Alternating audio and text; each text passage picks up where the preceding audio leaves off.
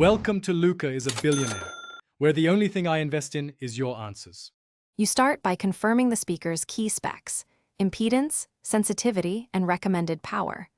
Write down the nominal impedance because matching prevents overheating and damage.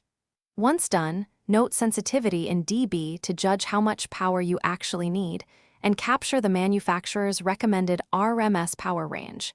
Make sure to consider the music style and headroom. You want an amp that delivers about 20% 50% more continuous power than your typical listening level, not just peak ratings.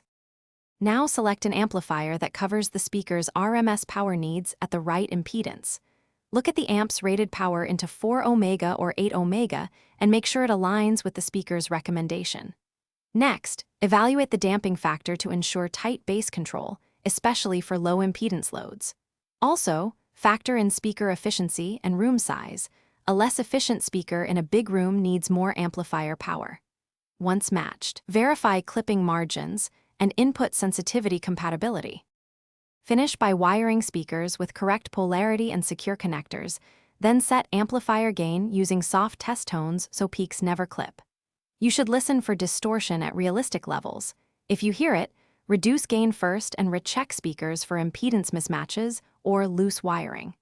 Make sure ventilation is adequate to avoid thermal shutdown.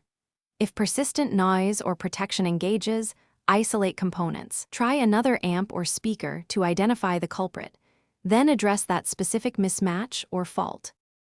Thanks for watching and please subscribe. It's the best investment you'll ever make.